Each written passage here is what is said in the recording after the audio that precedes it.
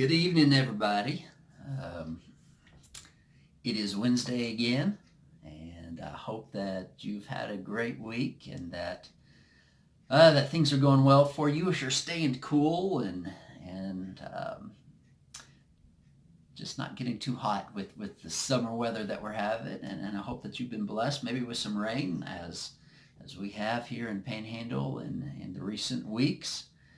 And we're going to continue our study in the book of Proverbs tonight. Tonight, my goal is to complete chapter 6 of Proverbs. So we're going to jump right into the text and see where it leads us tonight. But I think it's an important subject, a subject that we have touched on before in the study because it has been talked about in the study before. But I think maybe it's going to come from a little bit of a different angle maybe tonight. We'll see. We're going to start in verse 20. So Proverbs chapter 6, starting in verse 20. And notice how this section starts off, or this lecture, if you will. Verse 20 says this, "My son, keep your father's commandment, and forsake not your mother's teaching. Bind them on your heart always, tie them around your neck. When you walk, they will lead you. When you lie down, they will watch over you. And when you awake, they will talk with you." I really want us to pay attention to these three verses here. Once again, it seems that a father is talking to his son, maybe a son that is about to get married, or maybe a son that has recently got married. And here's the encouragement: keep your father's commandment. Okay? Hold it tight, what he has taught you. And it's really not a suggestion, it's a commandment, something that you are supposed to do. Okay? But he takes it a step further that he doesn't always do. He includes the mother in this. "And forsake not your mother's teaching." And so what is about to be talked about seems like it comes from both the parents. This is something that they are in complete agreement about. This is something that they both have tried to teach their son. And so that's how important it is to them as parents raising this child, that he understand this. So keep your father's commandment. Don't forsake your mother's teaching. This is something that is very important. This is something that you need to hold on to. And here's the encouragement in verse 21. Bind them on your heart always. As we've talked about in this study before, the heart is very important. The heart is where you keep important things. It's like the safe that is that's well built, that is huge and made of great steel and has a complex combination to it. Bind them on your heart always. Keep it where you keep the most important things, and make sure that it is secure. Tie them around your neck, okay, somewhere where it's easily accessible to you, I think might be somewhat of the point as well. So keep these commandments close, keep this teachings close, make sure that they are a part of you, that they're not something that when you're driving down the road, they're going to blow out the window because they are kept so loose. No, they are a part of you. Hold on to them. And notice what verse 22 says. When you walk, they will lead you. When you lie down, they will watch over you. And when you awake, they will talk with you. Okay? So these are commandments that are constantly with you. When you walk, they will lead you. They are going to help you determine your steps, where you are going. Should I go to the left? Should I go to the right? If this situation is over here, I know I need to follow the direction of the commandment my father has given me and follow the teaching of my mother as well, and they're going to keep me safe. And I know I can depend on these things because they are bound to my heart. They are around my neck. They are constantly with me. So when you walk, they will lead you.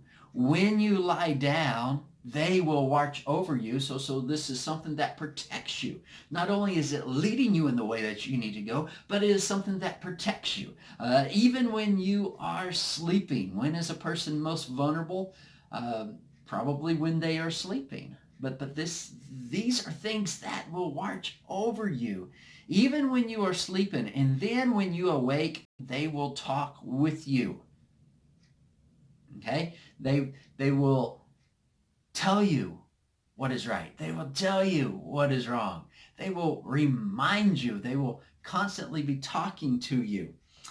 I invite you to turn your Bibles to Deuteronomy. Deuteronomy chapter 6. This portion of Proverbs reminds me of Deuteronomy chapter 6 and what Moses said to the children of Israel, and especially to parents. This section I use all the time when I'm talking about responsibilities of parents to their children. But Deuteronomy chapter 6, I want to start in verse 4. And it says this: Hear, O Israel, the Lord our God, the Lord is one. You shall love the Lord your God with all your heart and with all your soul and with all your might.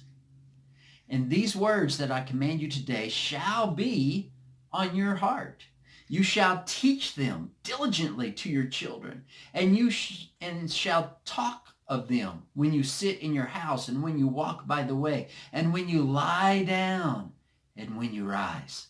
You shall bind them as a sign on your hand, and they shall be frontlets between your eyes. You shall write them on the doorpost of your house and on your gates.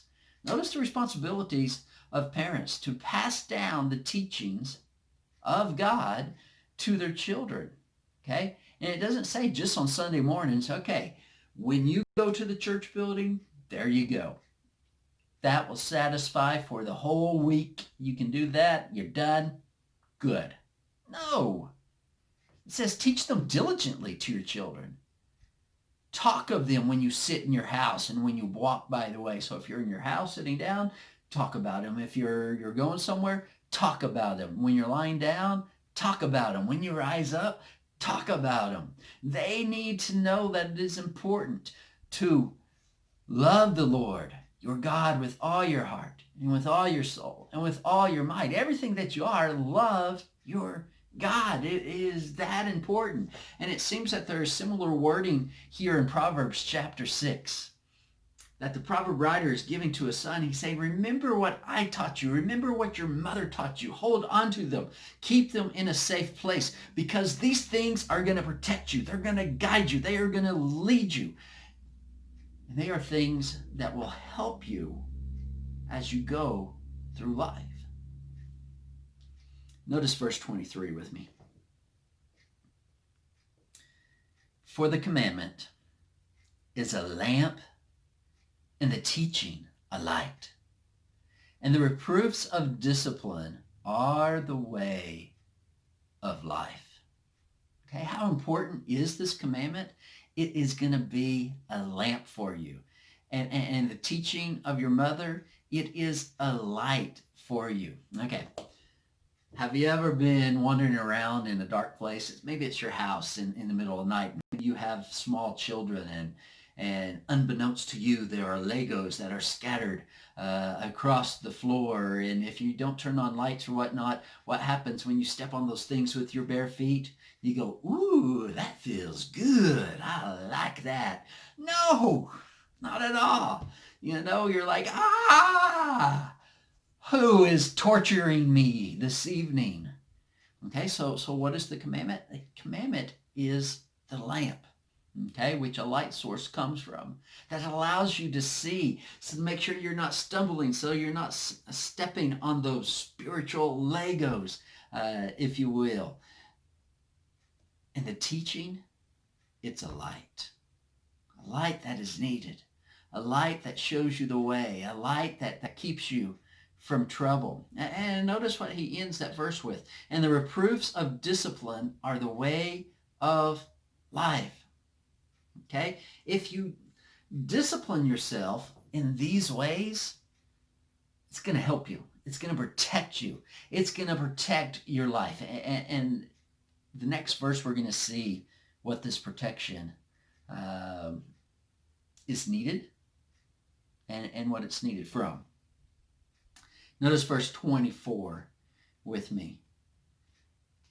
So the commandment, the teaching, to preserve you from the evil woman. Okay, we've talked about the evil woman before. This is an adulterous woman. From the smooth tongue of the adulteress. Okay? It seems like the father and the mother, even in her teaching, is warning the son, there's going to be a time where you're going to be tempted. Satan is going to tempt you with sex. And he's going to tempt you with sex outside of marriage. And you got to be on your guard. You have to be prepared for it. Because when this adulterous woman tempts you, it's going to be enticing. Okay, it's going to be something that you maybe go, maybe I want that. Maybe that's something I need. Maybe that's something that I deserve, even. Okay? Verse 25. Do not desire her beauty in your heart, and do not let her capture you with her eyelashes. All right? So don't listen to the smooth talk. Don't let her beauty in your heart. I think kind of the point there is don't lust after her earthly beauty. Okay, that's not yours. That's not what God has given to you. That is not what God has blessed you with. Stay away from it because it will do you no good if you lust after her. And do not let her capture you with her eyelashes. And so if she is enticing you, okay, that did nothing for anybody. I understand that. But for a young man, if there is a pretty girl, a pretty woman that bats their eyelashes at a young man, that can be very enticing. That can be very tempting. Ooh, she thinks I'm something. Okay? Here's the warning. Don't pay attention to that. Okay? It's deceitful. It's a lie. It's not what you should desire at all. Okay, notice verse 26 with me. Here comes some practical warnings, if you will. For the price of a prostitute is only a loaf of bread, but a married woman hunts down a precious life. Okay, here's kind of the heart of the matter that what you're getting to here with the command that the father's giving, that the teaching that the mother has given to the son. It's a warning against adultery. What's the quickest way to ruin a marriage and a family? Adultery. Sexual sins, if you will. But notice, it's almost like there's categories here. And I want to emphasize this because I think it's important. Okay? Neither the Bible or Solomon are condoning prostitution here. No, they're not. All right? But he says, for the price of a prostitute is only a loaf of bread. Okay? Think of it this way. If you were the young man and you wanted to have sex with a prostitute, it's probably not going to cost you a whole lot. And you could almost view that in several ways. But one way that maybe you could view that is if you go after a prostitute, there's going to be one family that is ruined. That's yours. Okay? It's the young man. Whenever it is found out, it's going to hurt his relationship with his wife, and if he has children, for his parents, for his whole family. It's going to hurt them. Okay? But second part of that verse, but a married woman hunts down a precious life. So for the prostitute, the price might be this much. Okay? But if you have that adulterous affair with a married woman, the cost is much greater. Okay? The cost could be your life. We know from the Old Testament that a man and a woman that commit adultery, they were supposed to be killed. Okay, they were supposed to give up their life basically for what they commit. But think of it this way as well. If it's with a prostitute, one family's hurt. If it is two families, and one spouse in this family, one spouse in this family um, have an adulterous affair together, now two families are hurt. Two families are possibly ruined. Uh, Two sets of parents, four sets of grandparents, two sets of kids, and whatnot. There is nothing but heartache here. There is nothing but brokenness and ruin that could come from this. For a moment of pleasure, there is going to be a lifetime of heartache. Think of it this way. The Ten Commandments. Do you remember the Ten Commandments? Um, One of those is do not commit adultery. Another one of those mentions do not covet your neighbor's wife. Okay, so this is a very important topic to God. This is a very important thing that needs to be discussed. And I find it interesting in this that it is Solomon that is discussing this, because how many wives did he have? How many concubines did he have? I wonder if it ever entered his head, maybe I should have just been faithful to one woman. Imagine the relationship that could have been had there, instead spreading myself so thin. Notice verse 27. This is somewhat entertaining. Can a man carry fire next to his chest and his clothes not be burned? Okay, I think one version even says, can a man start a fire on his lap and not expect his pants to catch fire?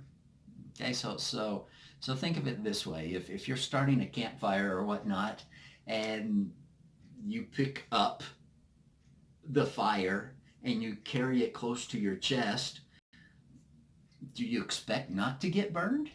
What are you expecting to happen there? Okay, that would not be smart. That would not be wise. Okay, same thing with having this adulterous relationship. Same thing going after the adulteress, the evil woman. You're gonna get burned. You're gonna get hurt. And foolishly so. If we saw someone carrying a fire close to them like this, we'd go, foolishness, you fool. Same thing with those that lust after a relationship that they are not meant to have, especially another person's spouse. Verse 28, he puts it this way. Or can one walk on hot coals and his feet not be scorched? Okay, same thing. Okay, if you're having a barbecue, you've been cooking stuff on the grill, and you've been using coals, and then you dump those coals out on the ground and you go, I think I'll take my shoes off. I think I'll attempt to walk over these. Man, I'm sure there will be somebody that will be impressed by me doing this. Okay, just in case there is somebody out there that thinks that's a challenge, that's not a challenge. Okay? Don't do that. Okay? Why? You will get burned. You will get hurt. And that's exactly what Solomon is saying here. You're going to get hurt. And other people will get hurt as well. Verse 29. So is he who goes into his neighbor's wife. None who touches her will go unpunished. How foolish it is to carry the fire close to your chest. How foolish it is to walk across those hot coals. That's what it's like to go into your neighbor's wife. That's what it's like to mess with somebody else's wife. You will get burned. There will be punishment that will take place for it. Verse 30, people do not despise a thief if he steals to satisfy his appetite when he is hungry. But if he is caught, he will pay sevenfold. He will give all the goods of his house. Okay, so think of it this way. If someone steals food because they are hungry or because their family is hungry, you can imagine that the community would be willing to forgive that, quite possibly. Okay, they're doing it out of need to be able to survive. But even if that is the case and he is caught, there is still punishment that will take place because of it. But notice verse 32. He who commits adultery lacks sense. He who does it destroys himself. Okay, so if a thief steals food because he's hungry and his family is hungry, the community might look past that. But if a man commits adultery with another man's wife, that doesn't take place because of need. No matter what lies the devil tries to convince ourselves of, the devil might tempt and say, you need to be satisfied. You deserve to have someone like that. The one you were married to, it's not good enough for you. Okay, you deserve better, and the grass is greener over there. Go for it. No, it doesn't make sense. The adulterer lacks sense. It's not out of need, it's out of lust.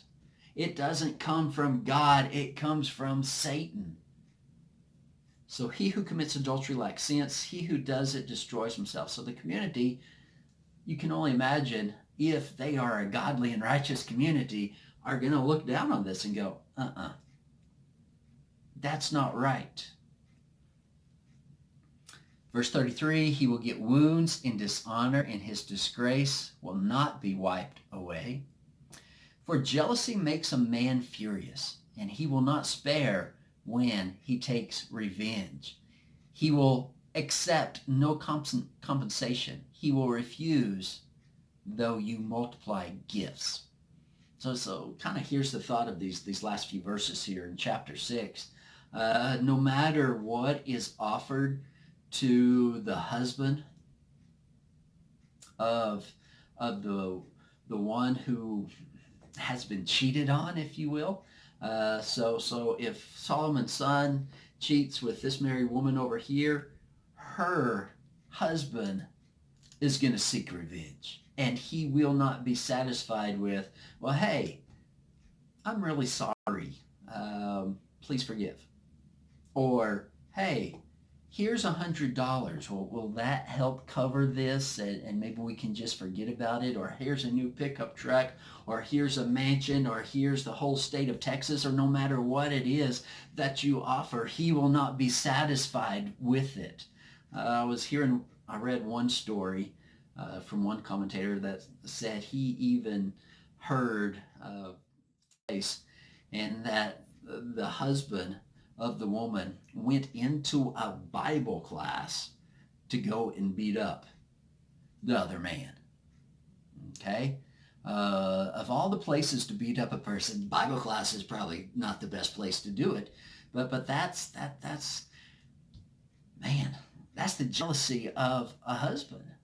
Okay? That's how badly he wants revenge, and he will seek it. So, the advice to the son, stay away from this. You don't want to mess with it. It will not be good in any way. Do what you have to stay away. Okay, it reminds me of another verse found in the book of Romans 6:23. Okay, for the wages of sin is